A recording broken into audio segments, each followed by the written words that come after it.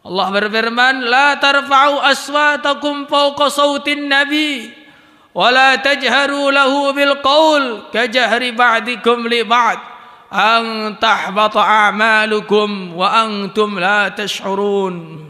Janganlah kalian tidak punya adab dengan Nabi, bentuknya enggak punya adab karena meninggikan suaranya di atas suara Nabi. Suaranya lebih keras saja, ang tahbata a'malukum, amalan kalian akan habis tanpa tersisa. Itu siapa yang diberi ancaman? Sahabat. Sahabat gak boleh ngeraskan suara di atas suaranya Nabi karena dianggap tidak adab. Lah kalau kita ini bagaimana? Sahabat juga bukan, menghina Nabi lagi.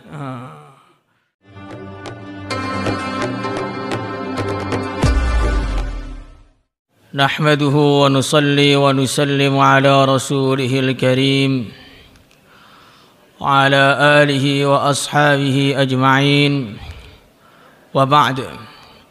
Qala Allah ta'ala fi kitabihil karim, qul in kuntum tuhibbuna Allah fattabi'uni yuhibbukum Allah wa yaghfir lakum dhunubakum wallahu ghafurur rahim. وقال النبي صلى الله عليه وسلم كل أمتي يدخلون الجنة إلا من أبى قيل ومن يأبى يا رسول الله من أطاعني دخل الجنة ومن عصاني فقد أبى رواه البخاري. Hadirin yang dimuliakan oleh Allah Subhanahu wa taala, perkara yang paling penting yang perlu kita usahakan lagi dan lagi, yang mana perkara itu adalah jadi tolak ukur kemuliaan kita, tolak ukur kesuksesan kita di dunia yang sementara dan di akhirat yang selama-lamanya, adalah hidayah. Yang mana dengan hidayah para nabi jadi orang-orang yang mulia. Ulaikal ladzina hadallah. Para nabi adalah orang-orang yang diberi petunjuk oleh Allah. Jadilah mereka semulia-mulianya manusia yang tidak pernah berbuat dosa seumur hidupnya. Jadi keyakinan yang benar kepada para nabi adalah mereka tidak pernah berbuat dosa, tidak pernah berbuat salah, bahkan berbuat mubah saja tidak pernah. Perkara yang kalau kita kerjakan itu hukumnya boleh, kalau dikerjakan oleh para nabi bukan boleh, sunnah bahkan jadi wajib.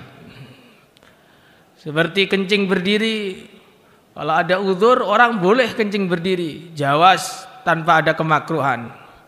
Tetapi ketika Nabi yang mencontohkan kencing berdiri, hukumnya bukan jawaz, hukumnya bukan boleh, hukumnya wajib, karena itu untuk menjelaskan kepada umat bahwa kencing berdiri itu boleh.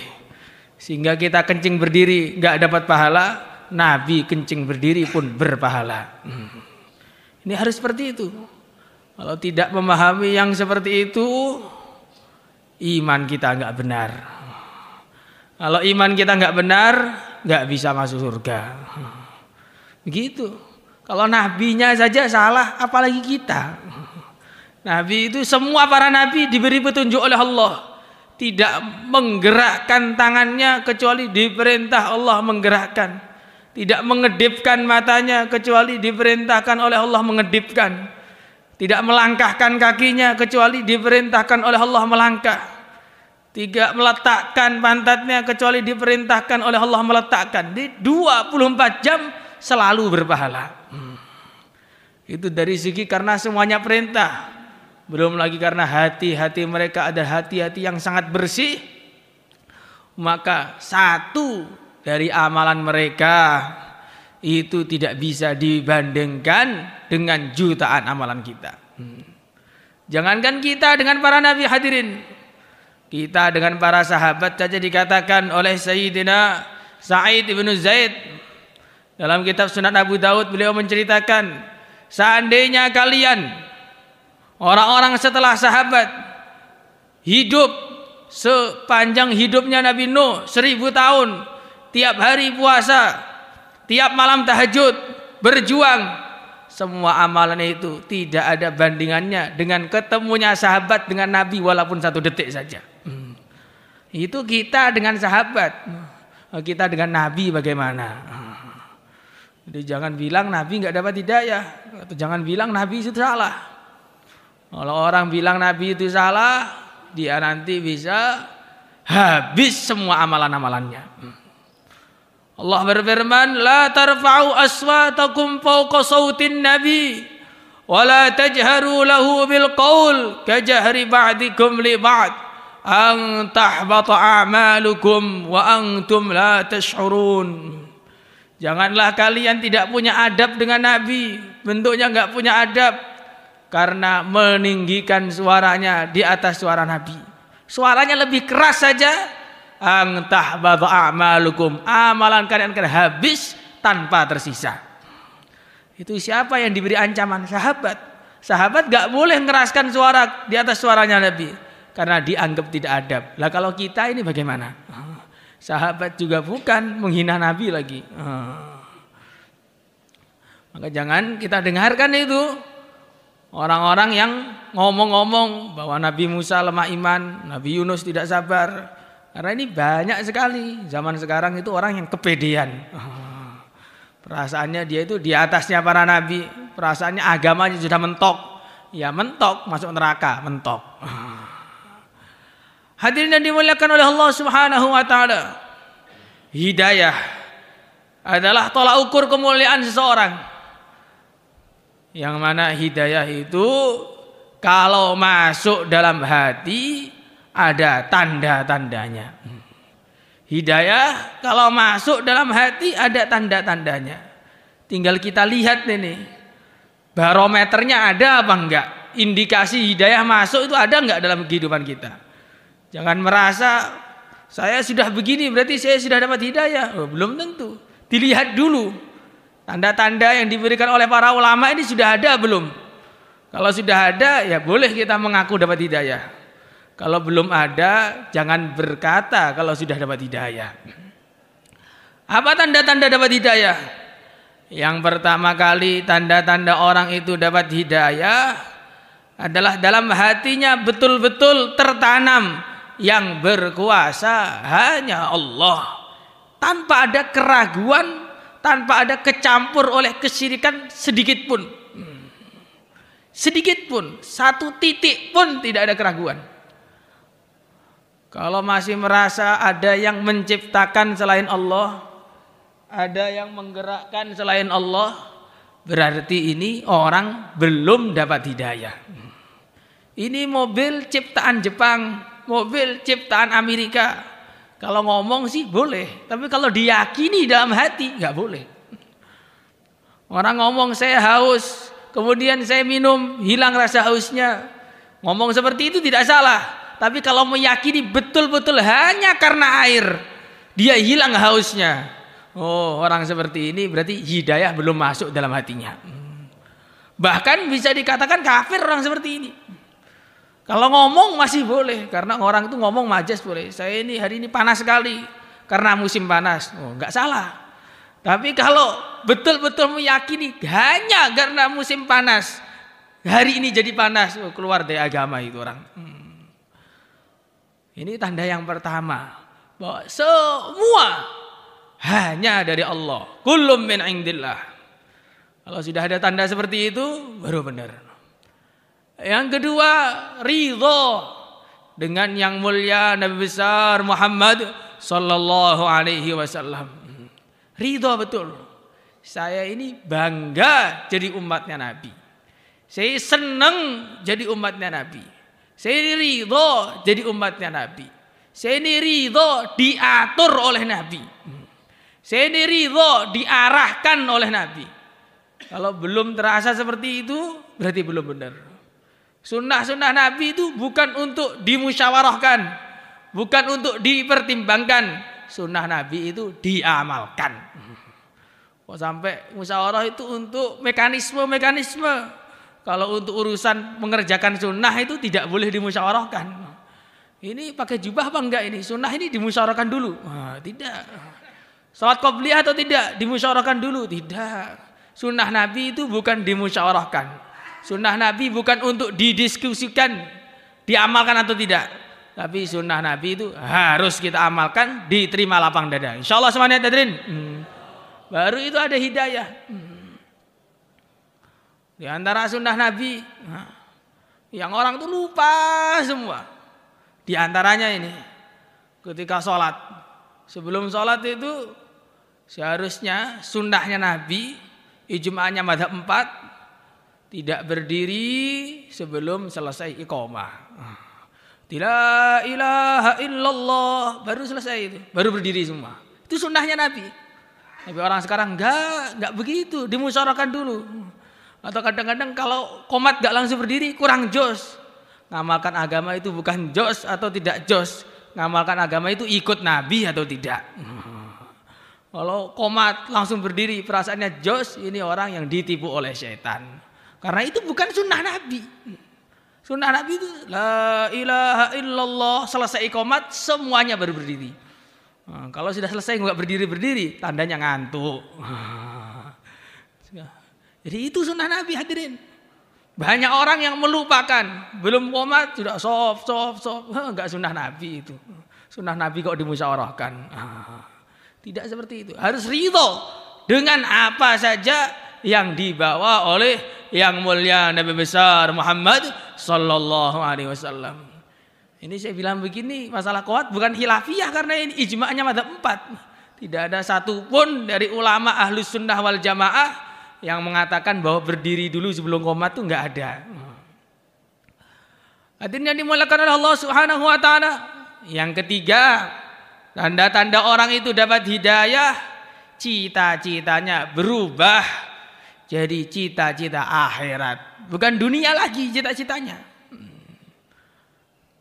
Kalau orang itu sudah dakwah begini sering gambaran cita-citanya akhirat. Tapi kadang-kadang ditipu oleh setan, akhiratnya itu dicampur dengan dunia. Dakwah juga, cari pangkat juga. Dakwah juga, cari pengaruh juga. Dakwah juga, pengen jadi pimpinan juga. Kalau udah seperti ini, nanti ini bukan cita-cita akhirat. Ini lebih tertipu lagi.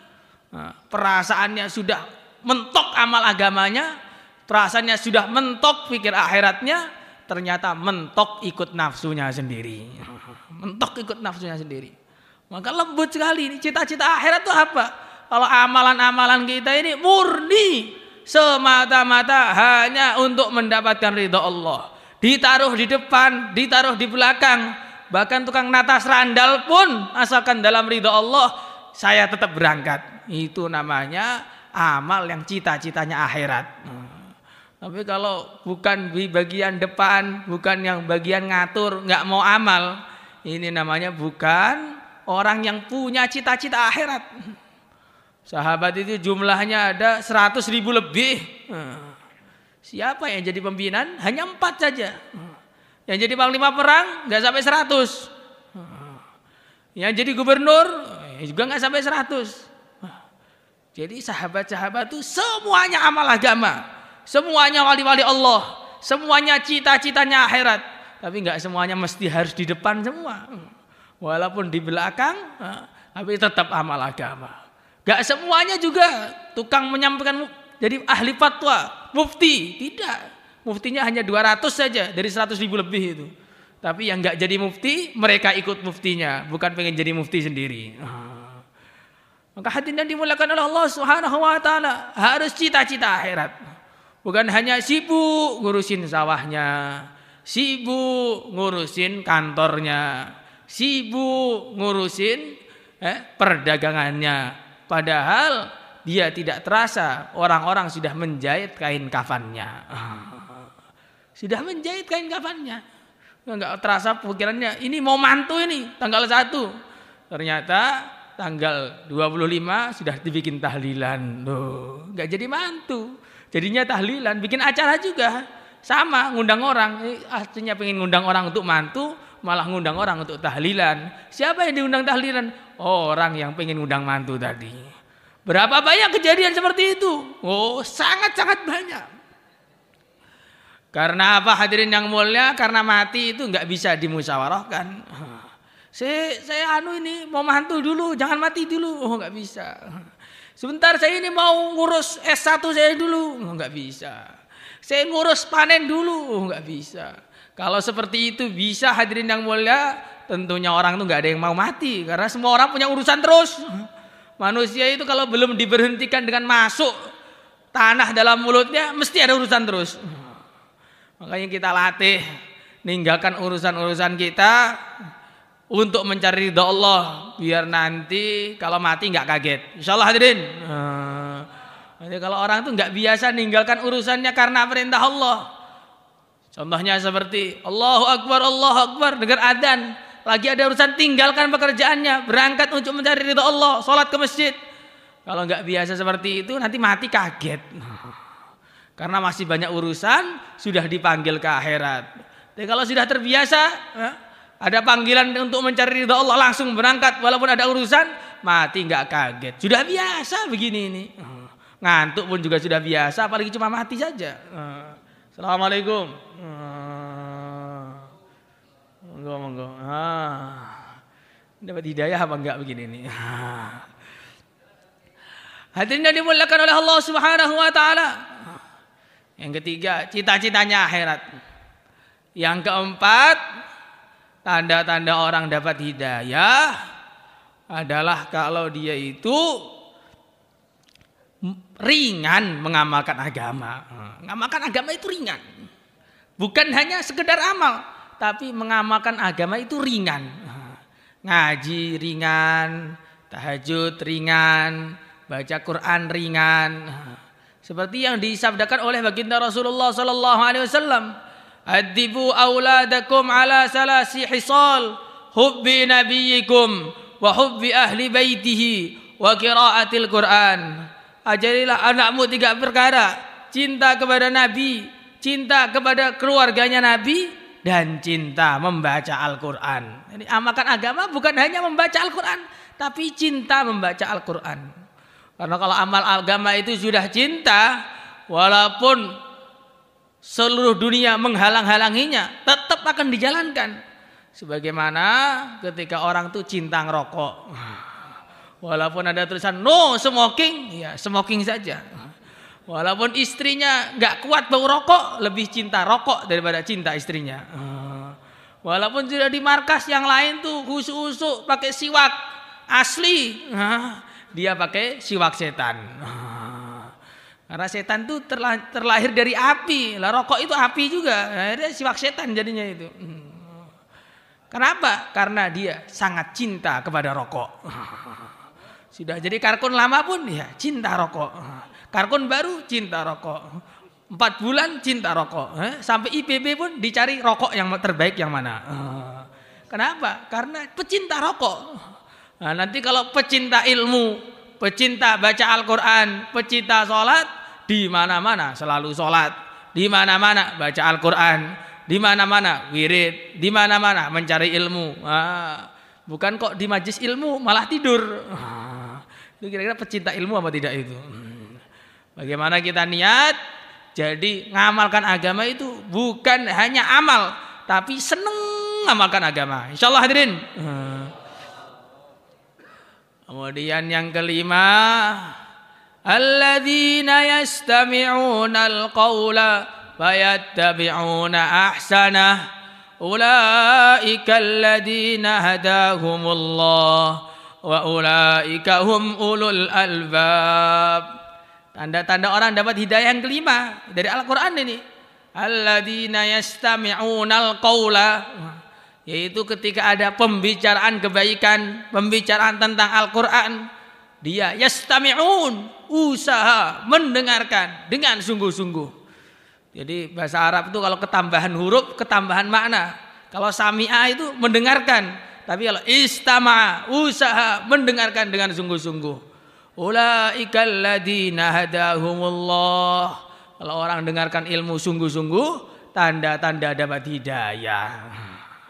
Maka kalau pas kita taklim jam 9 itu kok ngantuk, berarti belum ada hidayah itu. Iya. Atau taklim jam 3 sore ngantuk, belum dapat hidayah. Yang datang taklim ngantuk nggak dapat hidayah, apalagi yang di dapur terus lebih nggak dapat hidayah itu. Hadirin yang dimuliakan oleh Allah Subhanahu wa taala. Maka ini bagaimana 5 tanda-tanda ini kita lihat ada apa belum dalam kehidupan kita. Kalau sudah ada kita bersyukur. Kalau belum ada kita banyak-banyak istighfar biar Allah mengampuni kita. Insyaallah hadirin.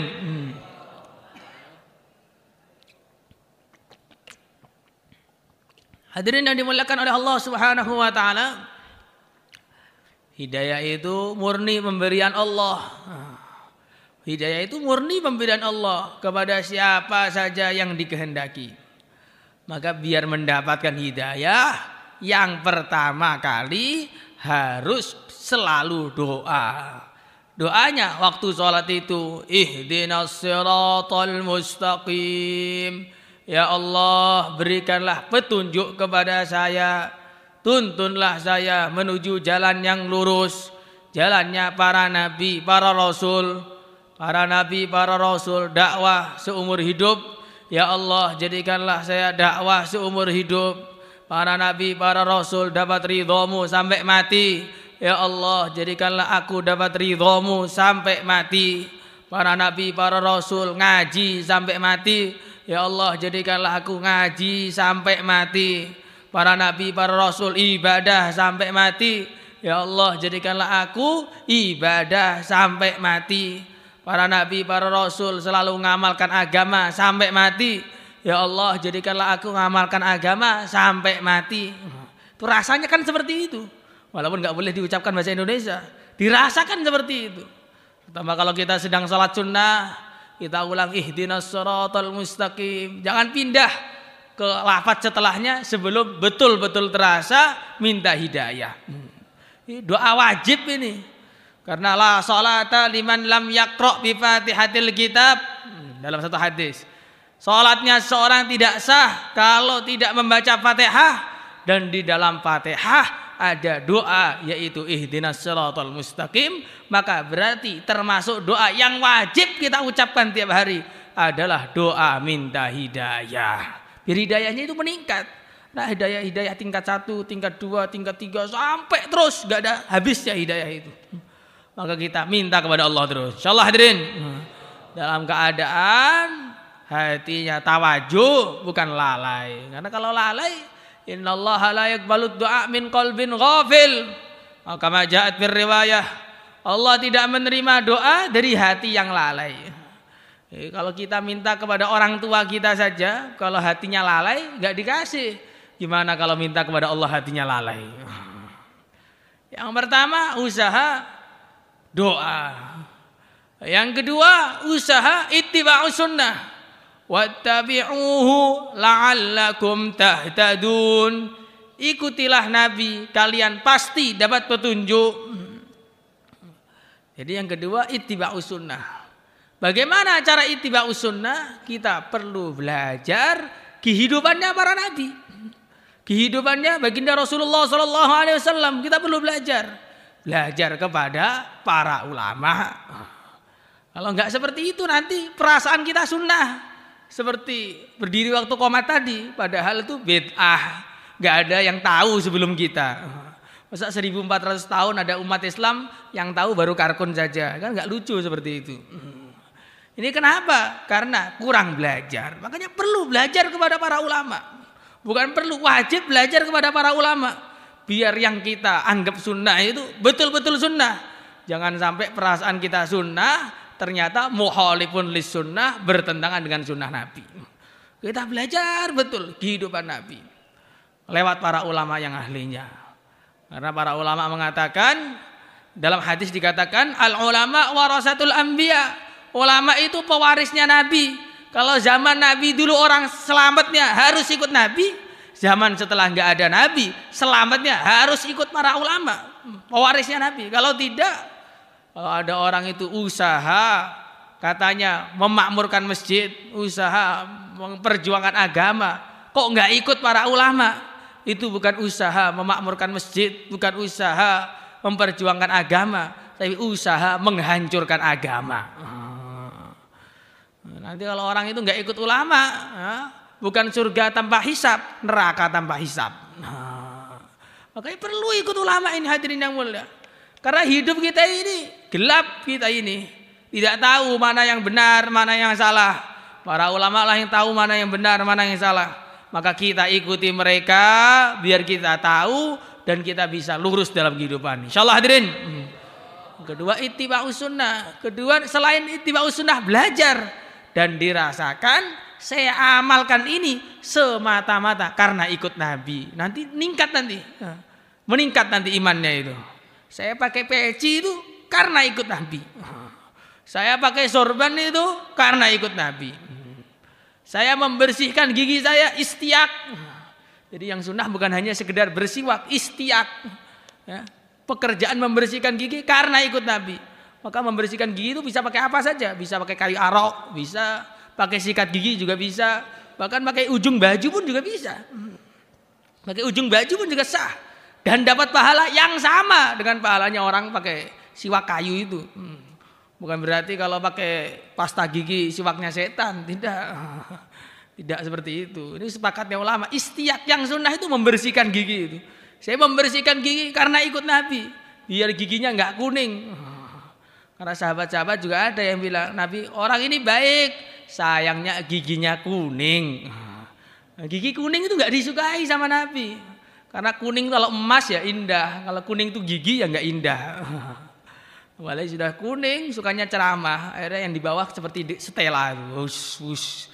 Setelanya tapi bukan bau jeruk, setelanya bau comberan. Maka kita ini perlu sikatan ini, biar orang-orang itu nggak sumpek deket-deket dengan kita. Insyaallah hadirin. Jadi selain belajar bagaimana kita rasakan ketika mengamalkan, ikut perintah Nabi, nanti meningkat.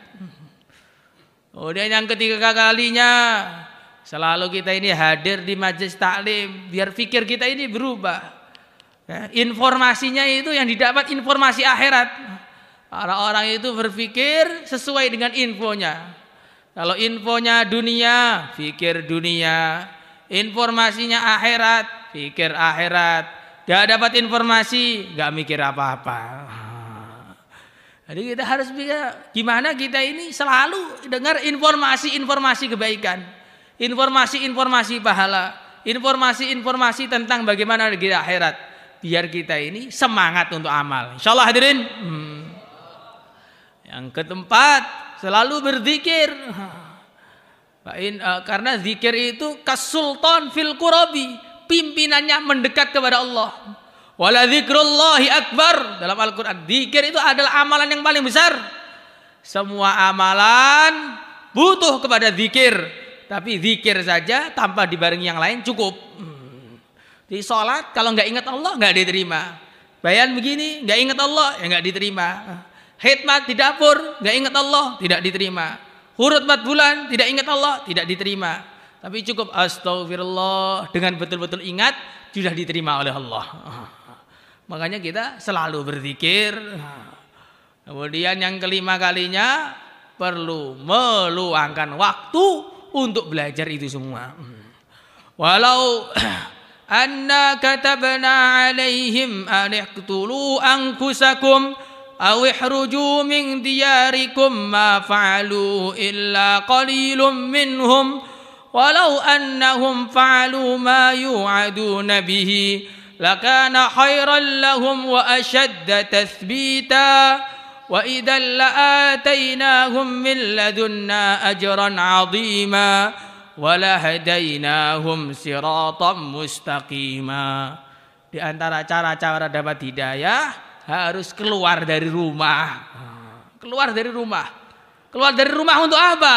Untuk mengamalkan agama, untuk memperjuangkan agama, untuk mencari ilmu agama. Yang penting keluarnya karena agama, dapat pahala. Semuanya insyaallah hadirin. Kita ini sering keluar rumah. Ke sawah juga keluar rumah, nggak ada sawah dalam rumah. Ke pasar juga keluar rumah. Kita ke kantor juga keluar rumah. Tapi sekarang bagaimana keluar rumahnya untuk ridha Allah, biar tambah hidayahnya. Semuanya insya Allah hadirin, semuanya niat ini ya. Maka yang niat silahkan ke selatan, monggo, biar daftar tambah hidayah, monggo. Monggo.